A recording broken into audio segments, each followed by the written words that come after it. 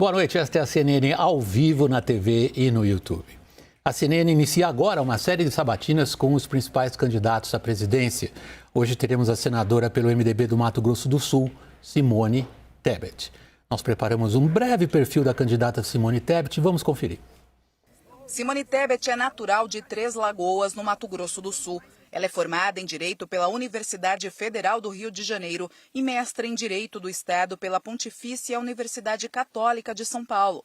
Filha do ex-senador e presidente do Congresso, Ramés Tebet, Simone é filiada ao MDB e ingressou na política em 2002, quando se elegeu deputada estadual pelo Mato Grosso do Sul. Em 2004, foi eleita prefeita de Três Lagoas, cargo que conquistou novamente na eleição municipal seguinte. Em 2010, se elegeu vice-governadora do Mato Grosso do Sul e, em 2014, senadora da República. No Congresso Nacional, Simone Tebet liderou a primeira bancada feminina do Senado e se tornou a primeira mulher a presidir a Comissão de Constituição e Justiça. No ano passado, Simone Tebet ganhou destaque na CPI da pandemia, com um posicionamento duro contra a atuação do presidente Jair Bolsonaro na gestão da crise sanitária. Aos 52 anos, ela concorre à presidência da República pela primeira vez e tem Mara Gabrilli, do PSDB, como vice da chapa. Vamos então conversar com a senadora Simone Tebet, candidata à presidência pelo MDB. Senadora, muito obrigado pela presença aqui no nosso estúdio. Meu boa noite. Boa noite, William. Eu que agradeço. Em seu nome, eu agradeço toda a CNN, a oportunidade que vocês estão dando para o fortalecimento da democracia. Boa noite a todos. Candidata, desculpe essa formalidade de tratá-la como candidata, mas é a regra do nosso jogo.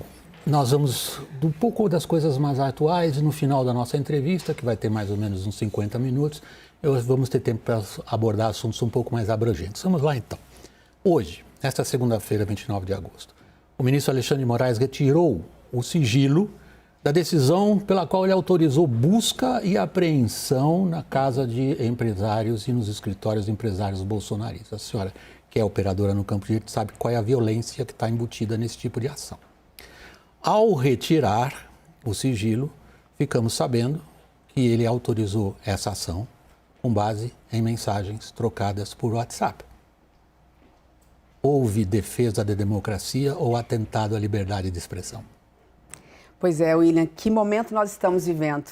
Eu que aos 14 anos pedi autorização para minha mãe para ir para as ruas, para lutar por diretas, ver que hoje nós temos um governo que flerta com autoritarismo, que ameaça as instituições democráticas, que combate a imprensa livre, que desarmoniza os poderes, a ponto de estimular pessoas a irem através de redes sociais, nas ruas, pedir intervenção militar com a presença do presidente da República. A Constituição permite, e a democracia permite quase que tudo, mas não permite atos atentatórios a ela, porque ao agredir a democracia, você agride o seu próprio povo. Você agride a soberania das pessoas de poder ir às urnas, decidir a cada 4 anos quem vai conduzir os seus destinos.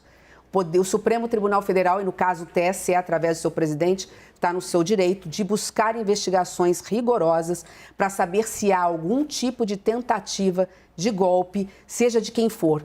Pior ainda, se forem de empresários, mais grave ainda, se tiver a conivência de quem quer que seja do Poder Executivo. Candidata, a senhora bem lembrou a Constituição e o direito à liberdade de expressão, que não é o direito à liberdade de agressão. Agora, as pessoas têm o direito pela Constituição de dizerem umas às outras idiotices, imbecilidades ou teor golpista nas suas mensagens privadas trocadas por um meio privado. Nesse caso, o STF tem razão? Se tiver interferência, eu acredito que o TSE está investigando se há de alguma forma apoiamento ou direcionamento de autoridades públicas. Mas isso é antigo, é um inquérito já de quase 2 anos. Sim, mas de qualquer forma, William, o processo judiciário existe para isso. Havendo indícios, tem que se investigar, ainda mais numa questão como essa. O que está em jogo é a democracia. Nós temos um presidente que fala a todo momento, que questiona o resultado das urnas, antes mesmo dele acontecer, porque a todo momento acha que as urnas eletrônicas não são violáveis e, consequentemente, podem ser manipuladas. Não é um fato isolado, é um conjunto de situações. E olha a gravidade, William, olha o que isso traz para o Brasil. Vamos falar do Brasil real. Essa instabilidade política está levando à maior crise econômica e social da história do Brasil desde a redemocratização. Esse clima faz com que o dólar suba, o nosso câmbio desvalorize, venha a inflação, o povo tem que comprar comida mais cara quando tem dinheiro para comprar o mínimo básico para sobreviver. Eu vou entrar nos assuntos de economia com a senhora, mas eu queria, neste momento, permanecer ainda no desequilíbrio entre os poderes.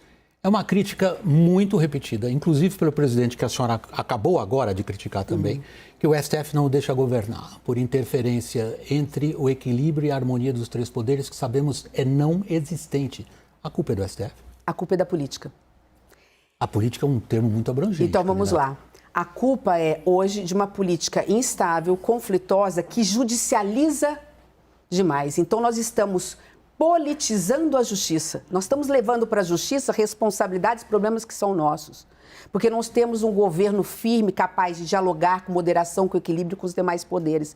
Então, entrar com medidas inconstitucionais no Congresso Nacional, ao falar, inclusive, contra as instituições democráticas, ele faz com que as minorias, inclusive, às vezes a oposição, nem sempre ela, mas a própria sociedade, tem que se recorrer a única instância que tem, que é o judiciário. É quem nasceu primeiro, o ovo ou a galinha. Você fala, politizou-se a justiça ou se judicializou a política? Nós é que não estamos fazendo o dever de casa, a classe política. Nós estamos politizando a justiça e, consequentemente, aí eu acho que é onde você quer chegar e eu acredito que você tenha razão. Lamentavelmente, por conta disso, a justiça está se politizando, porque não tem como. Ela é obrigada a interferir numa esfera que não é dela. Ela é obrigada a decidir, porque ela foi provocada, e muitas vezes ela dá uma decisão e pode dar uma decisão equivocada. A senhora está se referindo ao famoso ativismo judicial. Tem sido provocado por nós. Na sua visão dos acontecimentos, isso é o resultado de uma política que não cumpriu o papel que deveria cumprir, mas está aí, o ativismo judicial. Não é um fenômeno novo. Não. Os últimos presidentes se queixaram disso e isso veio se acentuando. Como é que a senhora pretende lidar com isso caso a senhora vença as eleições? Com equilíbrio, com moderação, com diálogo. Trazendo novamente a Constituição como a nossa Bíblia jurídica e política. Colocando, inclusive, rediscutindo, William, a questão do tamanho e do papel do Supremo Tribunal Federal. Vamos ser bem objetivos em relação a isso. Esse ponto é nevrálgico. A senhora quer rediscutir o tamanho? No que aspecto? Vitaliciedade. Será que não seria ideal um mandato de 10 anos? Nós já aprovamos, inclusive eu com meu voto, no Congresso Nacional. Outra questão. É fácil resolver a questão da prisão de segunda instância tão polêmica. Mais do que discutir isso, porque o Supremo já decidiu, vamos tirar, como acontece nas maiores cortes, nas cortes supremas do mundo, o papel de corte criminal do Supremo. O Supremo não tem o papel de corte criminal. O papel do Supremo Tribunal Federal é o papel de analisar a constitucionalidade ou inconstitucionalidade de atos e de leis. Candidata, a senhora está dizendo que para governar precisa reformar o Supremo. Não necessariamente, mas temos que avançar, temos que aprimorar. E sei que tem dentro do Supremo Tribunal Federal também quem pense assim. Nós temos que aprimorar as instituições. Nada é proibido dentro da Constituição, desde que seja para servir as pessoas, desde que seja para garantir essa harmonia dos poderes. Os poderes estão desorganizados. E, repito, se nós não resolvermos esse problema da instabilidade política e institucional, nós não vamos resolver os maiores problemas do Brasil, que é justamente a questão da crise econômica. A senhora terá a oportunidade, se eleita presidente, de nomear integrantes do Supremo. A senhora tem um perfil claro do que a senhora gostaria que eles fossem? Hábeis articuladores políticos ou detentores de notório saber jurídico? Notório saber jurídico. Sem serem hábeis articuladores políticos? Muito pelo contrário, imparcialidade é condição essencial para um juiz. Isso é uma declaração fácil de se fazer quando você é candidato, difícil de realizar quando você é presidente. A senhora concorda? Quando eu chegar a presidente da República, você me cobra depois se eu não cumprir. Perfeito, perfeito. Quando nós estamos falando de desarmonia e de desequilíbrio entre os poderes, candidata, nós estamos nos referindo, por exemplo, aos avanços do Legislativo, ao qual a senhora pertence. Nunca se viu, desde a redemocratização, esse acúmulo de poderes do Legislativo, especialmente em cima do orçamento. Isso torna a figura daquele ocupante do Palácio do Planalto excepcionalmente vulnerável e frágil. Como a senhora pretende lidar com isso? Duas formas. Primeiro, que eu já tentei também. Esse é um outro ponto da desarmonia dos poderes. Não é possível tanta ingerência do presidente da República na decisão de quem vai ser o presidente da Câmara e do Senado. O que aconteceu recentemente? O meu partido, nós lançamos candidato para a presidência da Câmara e para a presidência do Senado. O deputado Baleia Rossi para a Câmara e eu fui candidata à presidência do Senado. Por quê? justamente porque estávamos vendo uma ingerência absoluta do Executivo sobre as indicações dos presidentes das casas.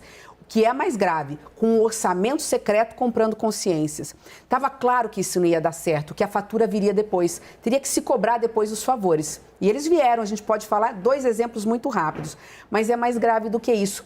Quando eles entraram dentro na presidência da Câmara e do Senado, eles vieram com uma estrutura, por conta de um governo frágil, com denúncias de corrupção, etc., colocando uma faca no pescoço do Executivo e comandando aquilo que eles mais gostam, que é o orçamento do povo brasileiro. Ou seja, o dinheiro público hoje sequestrado na mão de meia dúzias, o poder executivo enfraquecido por conta disso. Por culpa dele, que não tem planejamento, não tem orçamento, não tem plano de governo, não sabe para onde ir. Dinheiro ficando solto, todo mundo quer. Foi isso que aconteceu, mas é mais grave. O grave é que eu sabia que isso ia chegar a essa conta. O que aconteceu com a PEC Kamikaze e com a PEC dos precatórios? O Congresso Nacional, os presidentes tiveram que pagar a conta para o presidente da República. Nós, do Parlamento, não tivemos condições de discutir com seriedade, de ir para a Comissão de Constituição e Justiça para debater. Foram feitas análises regimentais para poder cortar prazos, vamos dizer, fazer atalhos, para que a gente pudesse, no afogadilho, não tendo tempo nem de 48 horas, discutir e ter que votar o tudo ou nada, ou vota sim ou não vota nada. Então, é isso. Essa ligação entre os 2 poderes, essa relação que tinha que ser independente, ela faz não só muito mal ao Brasil, mas o próprio presidente se enfraquece. Hoje ele não tem a caneta na mão. Hoje ele não tem o orçamento na mão e ele está refém do Congresso Nacional. Candidata, a senhora descreve, no fundo, uma armadilha política da qual a senhora mesmo não escapou. Só houve um senador que votou contra isso, que a senhora descreveu em tom muito negativo. Porém, a senhora disse, não tínhamos saída. Era isso ou não. A senhora descreve um grau tão intrincado de relação entre o Legislativo e o Executivo que qualquer um que está acompanhando a nossa conversa aqui se pergunta: como que essa candidata pretende ser presidente nessas circunstâncias? Com essa caneta aí. Se você me emprestar essa caneta... não, essa eu acho que é um pouquinho cara. Pode me dar uma bique. É ling-ling. Pode me dar uma bique. Com essa caneta, nós vamos ter que dar transparência. É o primeiro ato do próximo presidente da República, é dar transparência absoluta nos ministérios. Mas, candidata, abre-se o orçamento. O tamanho da caneta do presidente brasileiro encurtou muito nesses últimos 4 anos. Como é que a senhora pretende fazer com que os poderes do Executivo sejam restaurados? Olha só, William, vamos falar do orçamento secreto muito rapidamente. Vamos. Muito rapidamente. São 16 bi. Eu aposto com você, porque meia dúzia manipula metade desse dinheiro, que esse dinheiro não chegou lá na ponta. Que tem nota fria falsificada e 100% desse dinheiro não chegou na conta e foi para o bolso de alguém. Então, quando você dá transparência absoluta nesse orçamento secreto, você vai ver quem é que indicou, para onde foi o dinheiro e se é que foi, e se esse recurso foi executado. Vou dar um exemplo muito simples, até por uma anedota para a gente, de alguma forma, se descontrair aqui. Não foi denunciado diversas vezes. Uma cidade no interior de São Paulo, 35 mil habitantes, disse para aumentar o seu teto, para poder receber dinheiro do orçamento secreto, que extraiu 540 mil dentes da boca de 35 mil habitantes num ano. Numa divisão matemática, dá algo em torno de 14 dentes de cada boca, do bebê recém-nascido até um senhor de 90 anos de idade. A cidade mais banguela do mundo. Eu pergunto, esse serviço foi executado? Então, se o dinheiro que foi para lá, foi para onde? Uma nota fria? Voltou 100% para o bolso de alguém? Isso é para campanha eleitoral? É disso que nós estamos tratando. Se você dá transparência, metade desse orçamento volta, ou seja, ele não vai mais. Então, são questões como essa. Tem que ter coragem, tem que conhecer da máquina pública, tem que saber o que está acontecendo e, obviamente, que tem que ter integridade, porque senão você fica refém do Congresso Nacional. Eu já enfrentei esse sistema 1, 2 vezes e tenho coragem de enfrentar de novo. Não, eu não duvido nem um pouco da sua coragem pessoal. Não é fácil, não estou dizendo que vai ser, muito pelo contrário. Sabemos que não, principalmente a minha geração. Sabemos que não.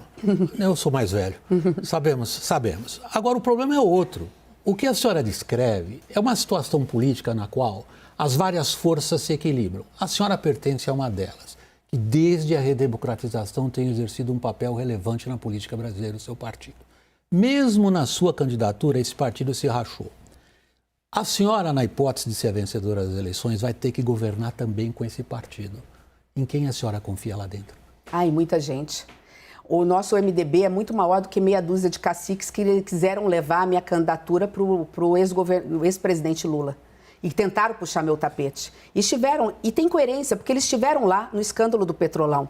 É natural, eu fui contra esse sistema, eu fui candidata contra, inclusive dentro da minha bancada, naquela época, e perdi dentro da minha bancada. Então, esse pessoal vai ficar lá. Eu vou governar com a grande força do MDB, que é a maioria absoluta dos prefeitos, vice-prefeitos e vereadores. Mas, William, a minha candidatura não é do MDB. A nossa candidatura é do Centro Democrático, é do PSDB, do MDB, do Cidadania e do Podemos. E óbvio que a partir daí, você tendo apoio popular, você só precisa, dentro dos 6 primeiros meses, fazer o dever de casa. A verdadeira vacina que vai salvar os empregos, que vai dar dignidade para as pessoas, que vai fazer com que as pessoas tenham comida mais barata, porque é isso que significa a reforma tributária que ninguém conhece, é a reforma tributária. A reforma tributária vai ser a nossa vacina econômica e ela está pronta. William, é inadmissível, eu acompanho isso há 30 anos, nunca se vota. Pela primeira vez na história, em 30 anos, eu sou professora de Direito de aula, 12 anos sobre isso, pela primeira vez todos os 27 governadores, portanto, secretários de Fazenda do CONFAS falaram, não é a ideal, mas está excelente, vamos votar. Não é o primor, excelente não, ela está boa, está realmente boa. Ela tem 2 grandes objetivos muito rápidos. Ela tira imposto do pobre, porque ela tira imposto no consumo da cesta básica. Quem tem o Auxílio Brasil vai ter, inclusive, a devolução desse imposto no cartãozinho dele. Está lá isso definido. Ela simplifica e unifica impostos e economiza para o setor produtivo 60 bilhões de reais no ano, com custos com administradores, advogados, contadores e tudo mais. Esse dinheiro ele volta para a economia, ele abre empregos e gira a economia. Um dado só para simplificar, que você adora número como economista, que é... Não, eu não sou jornalista, mas fala muito de economia. Veja, e isso todos os economistas que fizeram o plano, o crescimento em 15 anos do PIB brasileiro é de 20%, dá 1,2% de crescimento do PIB ao ano, ou seja, dobra o crescimento do PIB. Num universo médio hoje de 30 anos, nós fomos crescendo 1% ao ano. Só a reforma tributária, a partir do ano seguinte, tem condições de aumentar o PIB em 1%. A gente sabe o que significa isso, mas 120 bi de receita, fora o que gera de empregos diretos e indiretos. Então, não temos saída. Eu estou dizendo tudo isso, desculpa o delongado, só para dizer o seguinte, faltou vontade política, está pronta na CCJ, depois de audiências públicas, todo mundo concordando, eu não vi uma ida do ministro da Economia chegando lá e falar assim, votem. Ele tem o presidente da CCJ, que o apoia, tem o relator, que fez um excelente trabalho, e tinha maioria para votar. Sabe por que não votou? Porque insistem na história do imposto digital, do imposto de antiga CPMF, para você ficar tributando em cima de tributação o recurso que circula no Brasil. Vamos trilhar esse caminho que a senhora está propondo agora, que nos leva para a economia, como eu disse anteriormente, é evidentemente um ponto muito importante, ainda mais quando a gente considera que boa parte das decisões do eleitor estão ligadas ao campo da economia, ao bolso e ao estômago dele. Reforma tributária, a senhora muito bem descreveu. 30 anos para votar, ninguém vota. Eu sou jornalista de política há mais tempo do que 30 anos. Toda vez que eu ouço alguém falar, vou aprovar uma reforma tributária, eu começo com um sorriso cínico, porque até que ninguém conseguiu. A descrição, novamente, eu uso as suas palavras, que a senhora faz da falta de intenção política, na verdade, candidata, ninguém conseguiu pôr na mesa até hoje os entes da federação, que no caso de uma reforma tributária têm interesses opostos, os vários segmentos da economia, com outro assunto que lhe é caro, que eu sei que são as renúncias fiscais, e também os vários interesses regionais. A senhora concorda que é necessário um pacto nacional de tal amplitude que no ambiente hoje rachado do parlamento, eu, sinceramente, não sei se eu sou muito pessimista, não vejo formando? Eu pensava como você há 7 anos atrás, quando cheguei na CCJ. Eu abordo rapidamente os 3 pontos e, vamos dizer assim, derrubo na prática, porque na tese, concordo inteiramente, eram os 3 pontos que impediam. Conseguimos pela primeira vez fazer com que os estados que vão arrecadar mais vão, por 30 anos, compensar os estados, como o meu estado que perderia, numa neutralidade para os estados não perderem. Então está resolvido, tanto que os 27 governadores concordaram com o processo. Segundo, os setores que levavam mais desvantagem, que é o setor de serviços da educação e da saúde, e as cooperativas já foram contemplados. E o que eu estou dizendo é, assim, para não delongar nesse assunto, o que eu estou dizendo é que todas as arestas que realmente nós tínhamos, você descreveu com muita perfeição os 3 pontos principais, eles foram todos demolidos e ajustados. Por isso que nós não vamos ter a reforma ideal, mas a reforma mais ampla possível. No mais, é a unificação de impostos. E pela primeira vez também, nós temos com alguns municípios menores que vão perder, a maioria dos municípios vai ganhar. Então, diante dessa ótica, nós temos a maioria para votar a reforma tributária. Faltou vontade política do atual governo federal. Vamos conciliar o seu raciocínio com a questão fiscal. Questão fiscal significa, basicamente, na nossa situação atual, controle dos gastos públicos. Sabemos para onde vai a maioria dos gastos públicos. Previdência e folha de pagamento do funcionalismo. Teto de gasto foi uma medida extraordinária do seu partido, na época do Temer, para tentar, de alguma forma, conter o crescimento de gastos públicos. A senhora tem defendido a manutenção do teto de gastos, ou não? Tenho, não necessariamente com essa mesma roupagem, mas tenho. Aí é que está o ponto. É a única âncora que nós temos, mas nós vamos ter que o ano que vem entender que é um momento atípico. Deixa eu entender. Se não é com essa roupagem, é com qual?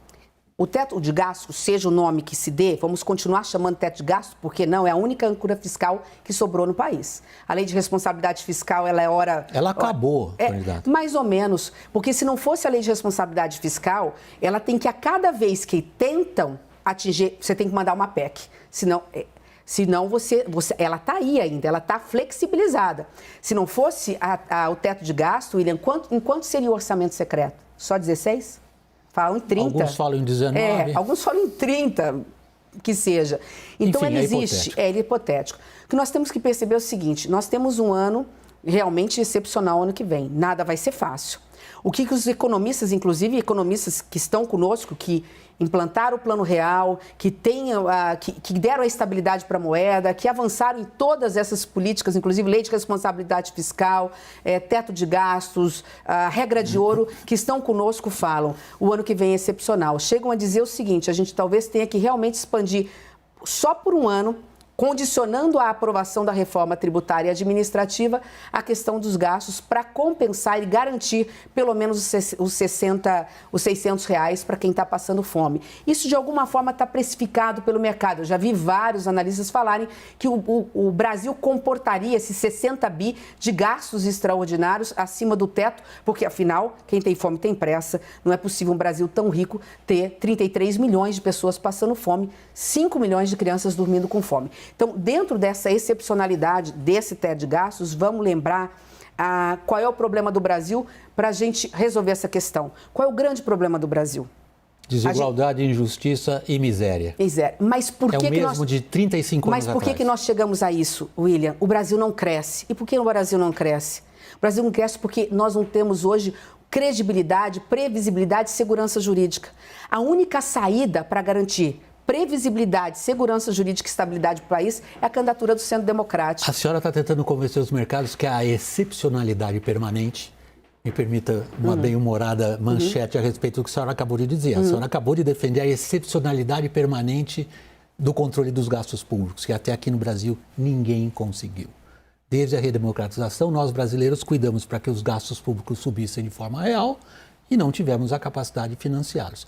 A senhora vai dar uma volta nisso? Não, o teto fica.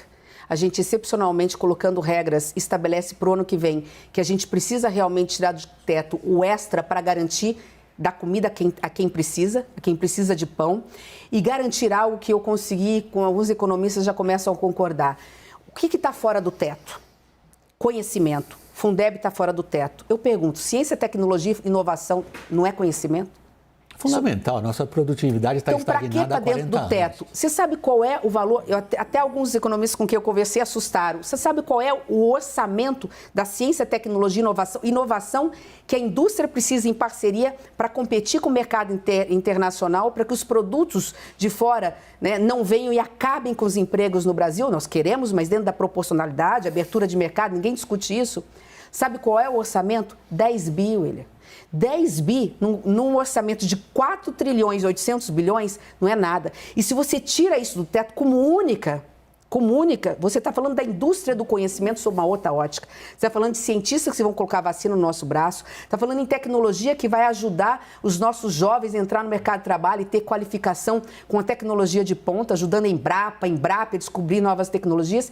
E você está permitindo que, através da inovação, a gente coloque dinheiro público na indústria, que é um outro problema grande do Brasil. O Brasil não cresce porque só o agronegócio cresceu. A indústria estagnou, voltou a patamares de mais de 20 anos e é por isso que o Brasil não gera emprego de qualidade. Então, são pequenos ajustes como esse, que nós temos condições de fazer tudo milimétricos, mas nós teremos uma regra fiscal. A única coisa é que não pode ser um fiscalismo sem alma.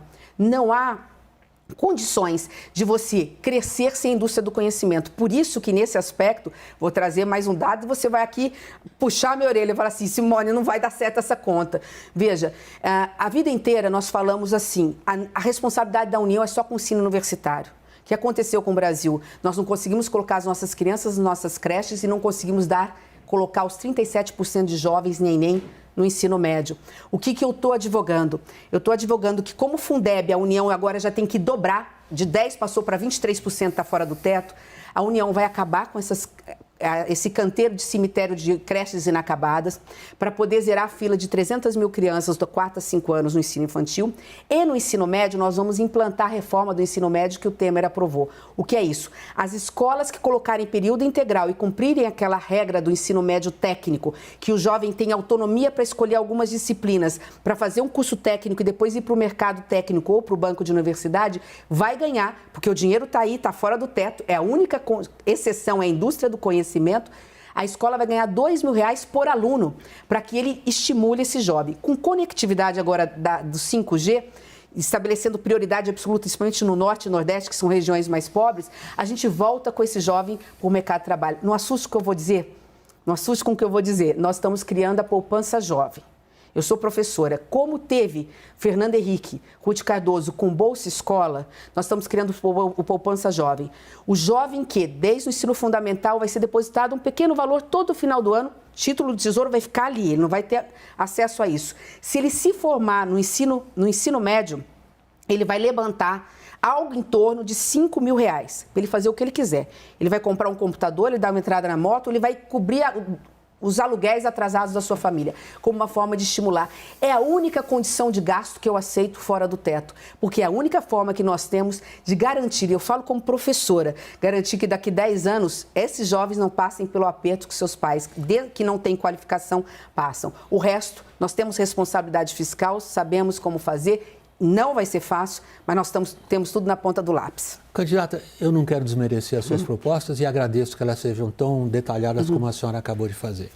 Menciono que a educação é reconhecida por todos os candidatos e por todos nós, cidadãos brasileiros, os nossos concidadãos, como um déficit fundamental na nossa sociedade, na qual a educação nem sempre é entendida como um valor, mas simplesmente como uma ferramenta. Isso é um problema nosso brasileiro, eu não quero me alongar aqui em análises antropológicas. O que eu quero trazer para a senhora é o seguinte observação. Qual é o seu projeto nacional? Vários dos seus concorrentes falam num projeto nacional e mencionam um. A senhora consegue traduzir isso? Sim, sem dúvida.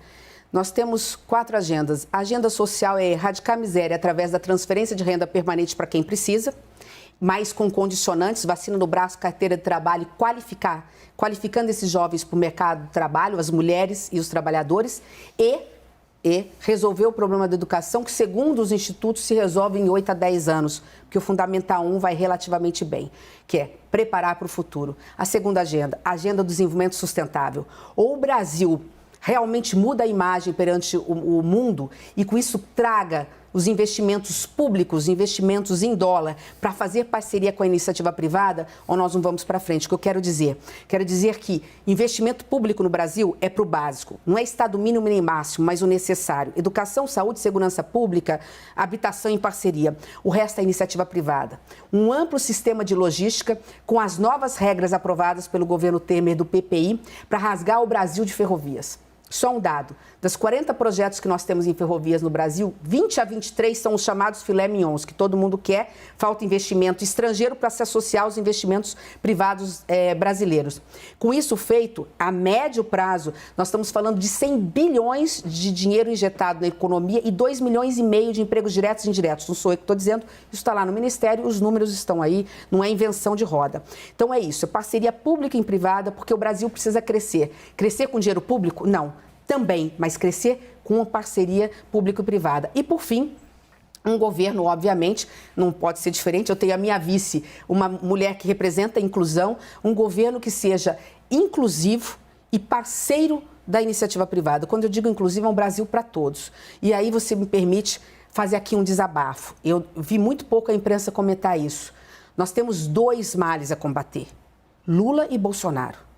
São 2 que polarizam, são 2 que estão dividindo as famílias, polarizando o país num discurso ideológico que não está levando o Brasil para lugar nenhum. Eu digo isso porque me assustou muito a fala do ex-presidente Lula. Eu não esperava isso de um ex-presidente da República, quando ele disse, ao ser perguntado num grande veículo, a respeito se o problema da democracia não era a polarização, que ele lá no discurso do Nós contra Eles, ele colocou. Qual foi a resposta dele? Olha a gravidade disso. E o Brasil não vai ter paz nos próximos 4 anos.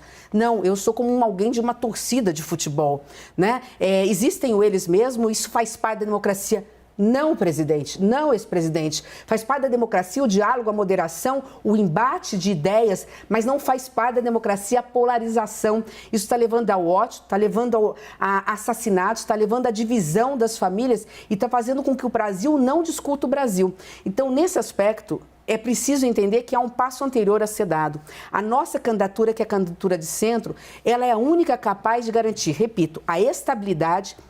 Eu vou numa única análise. Eu tive uma visita, eu fui ao Rio de Janeiro fazer uma visita a alguns economistas, que eu gosto muito, um dos maiores economistas do Brasil. Eu fiz uma pergunta, William, de ordem econômica. Eu não sou economista. Eu disse o seguinte, olha, qual é a primeira medida que um presidente da República do nosso centro precisa fazer para combater a inflação, colocar comida mais barata na mesa do brasileiro e fazer o Brasil voltar a crescer? Eu esperando alguma fórmula matemática. A resposta dele? Vocês precisam ganhar a eleição. Porque quando vocês ganharem a eleição, vocês vão dar a estabilidade que o Brasil precisa para que o dinheiro de investimento privado que existe aqui e lá fora possa voltar a chegar no Brasil. Candidata, vocês ganhar a eleição tem um significado muito claro na sua chapa. São 2 mulheres. A senhora tem batido muito nessa tecla, com toda a razão. A senhora tem insistido no papel da mulher na política brasileira, que, como é amplamente reconhecido por qualquer razoável pensante, é muito abaixo da proporção da população e muito abaixo do que seria o critério ético de paridade. O ex-presidente Lula, por exemplo, provocado pela senhora indiretamente, disse, ao contrário do que a senhora prometeu, que não faria de cara um ministério paritário, dividido por igual, entre homens e mulheres. A minha pergunta de advogado do diabo para a senhora é a seguinte: quanto a sua proposta, que é louvável e desejável, é realista? No universo de 53% de mulheres hoje que são a maioria nos bancos das universidades, eu só vou exigir 3 critérios, sejam homens ou mulheres. E quero negros também. Não tenho como, obviamente, não tenho como prometer paridade, fica mais complicado porque eu tenho uma subrepresentatividade negra ainda menor que de mulheres. Ainda que a proporção na população ainda que a proporção seja muito grande. Mas como na política, na política nós temos 15% de mulheres, de negros lamentavelmente muito menos, que isso aí não dá para subir tantos degraus tão rápido. Mas veja, competência técnica, administrativa, como se tem, vontade política e honestidade.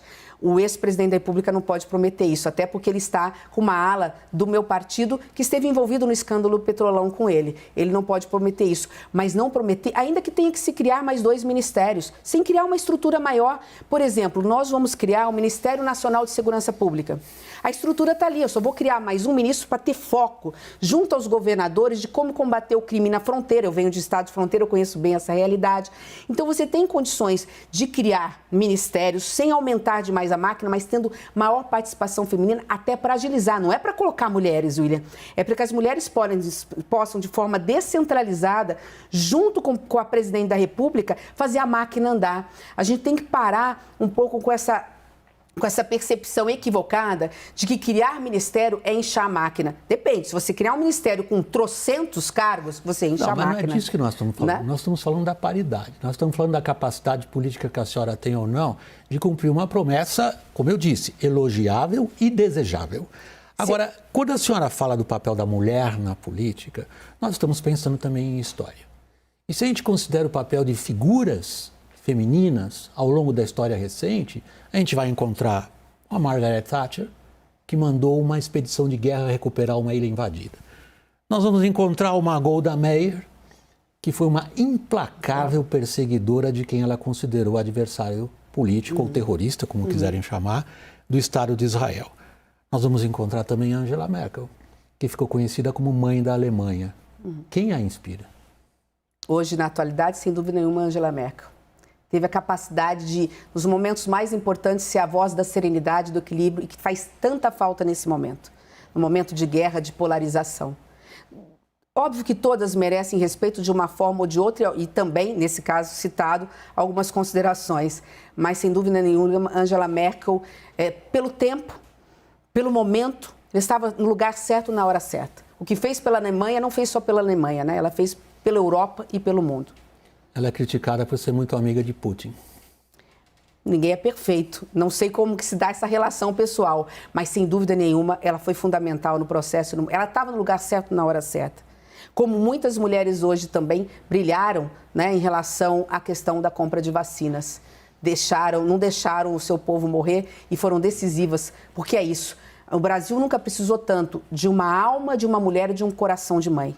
O Brasil está carente até nisso. Até nisso nós retrocedemos. Eu tenho andado por todo o Brasil, William. É lamentável o que nós estamos vendo, o desespero das pessoas. No momento que nós mais precisamos de um gestor, de uma autoridade pública para abraçar para o seu povo, para dizer eu estou aqui, nós tivemos e temos um presidente insensível que anda de moto, porque não tem medo de Covid, mas foi incapaz de ir no hospital público abraçar uma mãe que perdeu um filho. Então é disso que nós estamos tratando. Política não é só percepção, não é só economia, não são só números. Política é você fazer gestão para as pessoas, que é o que importa. Eu vou colocar as pessoas em primeiro lugar na nossa gestão. A senhora coloca na mesa para nós essa visão que a senhora tem do papel que a senhora pode vir a ser a principal protagonista, que é um personagem político ao mesmo tempo cuidadoso, que é o papel da mãe, ao mesmo tempo pacificador, quando a senhora descreve os males que a polarização vem trazendo, e ao mesmo tempo suficientemente assessorada por diversos especialistas para poder resolver ao mesmo tempo esse emaranhado que até agora ninguém resolveu. As reformas necessárias, o crescimento econômico, fazer o país ter mais produtividade, sair da estagnação. É um papel absolutamente grande e envolvente. Com que forças políticas a senhora conta? A sua estratégia política no momento, mesmo com toda essa descrição que a senhora faz do papel que pretende exercer, não está funcionando. O que a senhora pretende mudar, se acha que precisa mudar? Bom, acima de tudo, esses partidos que estão conosco já mudaram, perceberam a importância de uma frente democrática diante de tantos retrocessos. Eu vou, na devida proporção, rapidamente comparar ao momento que eu fui prefeita. Peguei uma cidade quebrada, 10 anos sem escola, sem construir uma escola e 10 anos sem construir casas populares. Dinheiro zero em caixa. Peguei um carro próprio, vinha em todo o interior de São Paulo atrás de indústrias. Levamos as 2 maiores fábricas de celulose do mundo para lá, pleno emprego, geramos emprego para o Brasil todo. As páginas estão aí, isso nós fizemos a economia crescer. Foi fácil? Não. Diálogo, moderação, enfrentar Câmara de Vereadores, enfrentar a velha política. Mas quando as coisas começam a aparecer, tem uma coisa que a gente não colocou nessa equação, que é o índice de popularidade. Quando a população está satisfeita, está feliz, você tem um governo honesto, ético, que trabalha, que está tendo resultado, toda a classe política, a boa política, ela se agrupa em torno de você. Porque eu não sou daquela, William, que criminalizo a política, muito pelo contrário, eu criminalizo os maus políticos. E é impressionante porque é natural, por exemplo, o jornalismo tem que dar notícia do dia. Lamentavelmente, o que ele tem que dar? Os escândalos de corrupção, as denúncias que são feitas. Mas vamos lá, eu fui candidata à presidência do Senado e mesmo com orçamento secreto, muitas vezes comprando consciências de alguns, nem todos, muita gente não votou em mim porque não queria, eu tive 21 votos. no universo de 81. Então não dá para falar que a classe política vem da sociedade. Eu convivi com os 5.500 municípios que eu era diretora da Confederação Nacional dos Municípios. A maioria dos prefeitos brasileiros é honesta, trabalha, só não tem dinheiro para executar. Começa lá no chão, são trabalhadores, professores, médicos que vêm para a vida pública por vocação. Eu acompanho o raciocínio que a senhora está desenvolvendo aqui, que é um raciocínio abrangente das necessidades políticas, mas a minha pergunta vai do ponto de vista das suas táticas político-eleitorais. Até aqui, a julgar pelas pesquisas de opinião, elas não estão surtindo o efeito desejado. A senhora pretende alterar o quê? Acho que são duas coisas. Essa eleição mais atípica que nós já vivemos desde a primeira eleição pós-redemocratização. Primeiro, pela polarização que está aí. Segundo, porque os dois que pontuam são os mais rejeitados. E diante da polarização foi difícil se construir um campo democrático. Eu me sinto hoje uma vitoriosa. Estar aqui na sua bancada, para mim, é um privilégio e eu agradeço imensamente, William. Não, nós aqui agradecemos a sua presença. Não, mas assim, fico muito feliz. Veja, haviam 7 pré-candidatos. Ex-presidente do Congresso Nacional, ex-ministros, ministros, enfim. Todos foram ficando pelo meio do caminho e nós permanecemos, porque nós temos convicção do processo. Foi tardio? Foi. Por N situações, que não vem ao caso mencionar o porquê chegamos tão tarde. Porque foi difícil construir um centro diante dessa polarização, e vou repetir mais pela terceira vez aqui, de um lado ou de outro, tentando puxar, né, o partido ou os partidos para que pudessem já escolher no primeiro turno. E o medo tamanho de um contra o outro, de escolher o menos pior, já fez com que a população pudesse, num primeiro momento, decidir achando que essa eleição é de um turno só. Eu quero dizer para quem está nos ouvindo, essa é uma eleição de 2 turnos. E quem quer tirar Lula, só tem um jeito de tirar Lula, é votando no Centro Democrático. Não há outra alternativa. Da mesma forma, o que eu quero dizer é o seguinte, a nossa candidatura chega tardia, mas ela começou. Nós temos 30 dias, nós temos debates para serem feitos, nós temos sabatinas como no CNN, e ontem foi uma prova disso. Depois que nós saímos do debate, nós entramos no ranking, que eu não sei como é que chama, mas no ranking de busca de quem é Simone Tebet, num dos top trends. Então as pessoas vão comparar aquilo que nós falamos com a nossa história, vão investigar, porque as pessoas não estão satisfeitas. Elas estão votando no menos pior, é o voto mais fácil de tirar. Sei que os indecisos são poucos, mas nós temos franjas. Vou utilizar aqui um termo copiado de um jornalista colega seu. E ele me autorizou a isso. Ele falou, nós temos franjas, uma maior, outra menor, mas nós temos franjas. Quem vota em Lula porque não quer Bolsonaro e quem vota em Bolsonaro porque não quer Lula. Só o que está faltando para a política é apresentar nomes e alternativas desse centro. Eu estou muito otimista de que é possível, sim, furar essa bolha, ir para o segundo turno e, indo para o segundo turno, ganhar as eleições. Candidata, eu vou pedir sua licença para a gente ir para um breve intervalo. Eu vou, depois do intervalo, voltar à nossa conversa e aí eu vou fazer o que eu tinha prometido lá no começo. Nós vamos pegar alguns temas um pouco mais abrangentes, já que nós tratamos vários que são da mais aguda atualidade. Então, com a sua licença, a gente faz esse rápido intervalo. Daqui a instantes estamos de volta com a entrevista ao vivo com a candidata à presidência pelo MDB, Simone Tebet. Até já.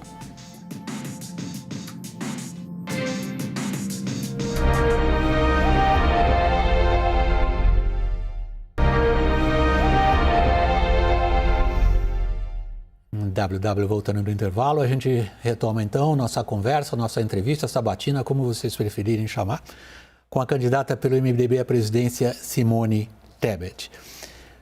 A senhora assumindo a presidência, na hipótese da sua vitória nas eleições agora, a senhora será confrontada com a guerra na Ucrânia. Não há perspectivas que essa guerra termine até lá. Ao contrário, as perspectivas são de piora desse cenário. Como que a senhora pretende atuar?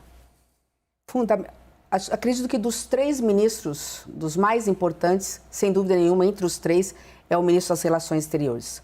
O nosso chanceler vai ter um papel decisivo. Primeiro de mudar... Vai ser profissional ou político? De preferência profissional. Ok. Não faço nenhuma restrição se acharmos um grande nome, porque já tivemos chanceleres fora da embaixada brilhantes. Mas o que eu quero dizer vai ter 2 papéis decisivos. Colocar pela primeira vez o Brasil no centro da geoeconomia, com a economia verde. Nós temos o que o mundo quer. não sei, eu sei que não, vou chegar lá, mas eu preciso incluir porque isso é importante. É muito importante porque a economia verde. Nós temos o que o mundo quer. Está na minha listinha. Ah, então tá bom. Então, nós temos o que o mundo quer, nós só não estamos sabendo tratar e fazer dinheiro disso. Floresta em pé, garantindo aos homens amazônicos, aos 30 milhões de dignidade, mas nós temos condições com desmatamento ilegal zero, absorver crédito carbônico e fazer dinheiro com isso. Essa é uma outra história que todo mundo sabe, fica para uma outra oportunidade ou para a sua próxima pergunta.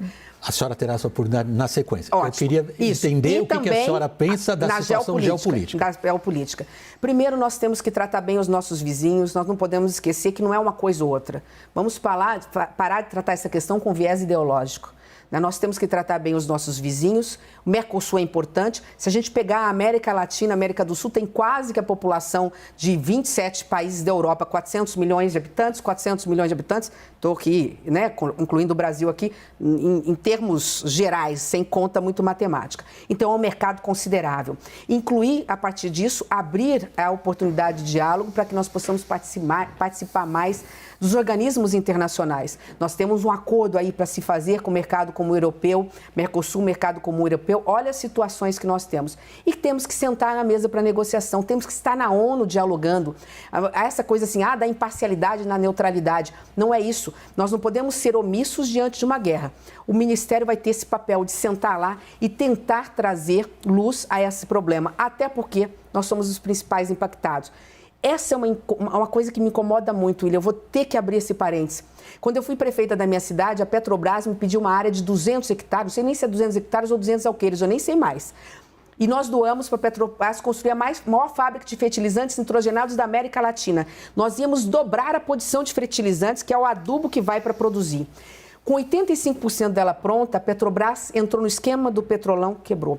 Eu falei com 5 presidentes de Petrobras, esse atual presidente abriu uma licitação, quis entregar a fábrica de fertilizantes para uma empresa russa para desmontar e levar tudo para lá.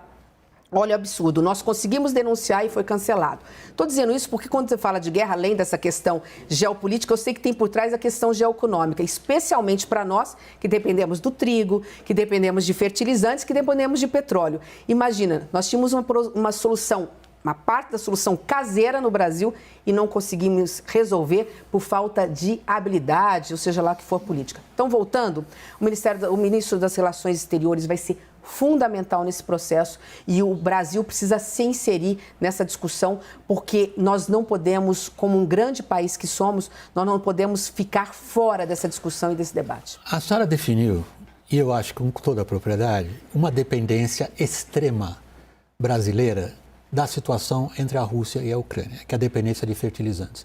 Mas a minha pergunta é um pouco mais abrangente. O Brasil é uma potência de que tamanho, candidata? Qual é o papel do Brasil no cenário internacional? E como é que esse cenário internacional funciona? É pela lei do mais forte? Bom, primeiro, o papel hoje do Brasil é muito menor do que poderia ser, porque temos um presidente que virou as costas para o mundo.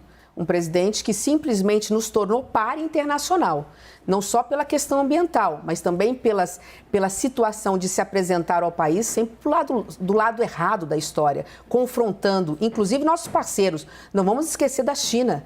A China, nosso grande parceiro comercial, foi, em determinados momentos, nós tivemos conflitos delicados quando se foi chamada de uma vacina que estava sendo trazida para o Brasil como uma vacina que não tinha qualidade.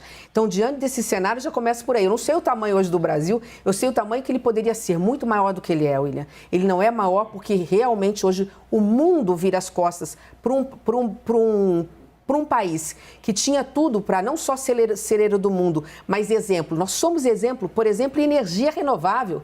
E o mundo disso não sabe.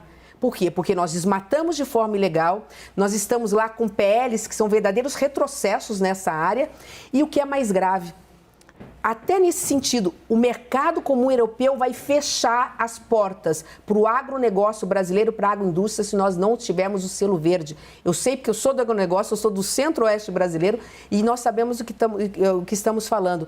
Por quê? Porque simplesmente o Brasil não consegue entender, e o atual governo, que não é uma coisa ou outra. Não é meio ambiente ou agronegócio, é meio ambiente e agronegócio junto, é desenvolvimento sustentável. E aí, contra toda essa sorte, né, de polarização, de discursos ideológicos retrógrados do governo passado, do atual governo, que a gente se apresenta. Candidata, a senhora conhece bem os argumentos do agronegócio, eu sei da sua biografia, da sua passagem por uma região importante na produção de grãos e proteína. Em que medida a oposição ao agronegócio no Brasil lá fora é resultado de protecionismo comercial? Sem dúvida nenhuma existe. Isso faz parte do comércio exterior. E para isso que também existe a diplomacia e a capacidade, através da compensação de produtos, estar se conversando.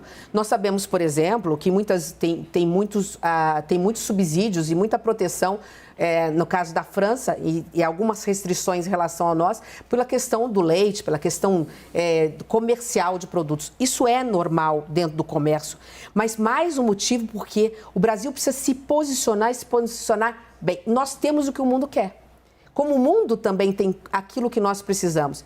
Nós falamos de fertilizantes, nós falamos de petróleo, nós falamos... Olha que coisa interessante.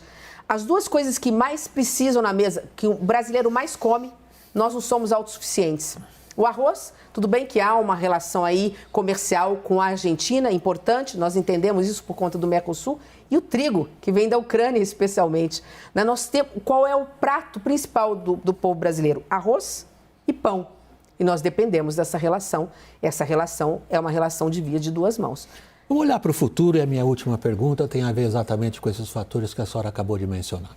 A capacidade que o Brasil tem de ser uma superpotência de exportação de produtos agrícolas, sobretudo grãos e proteína. Até quando dura a nossa vantagem? Até o momento.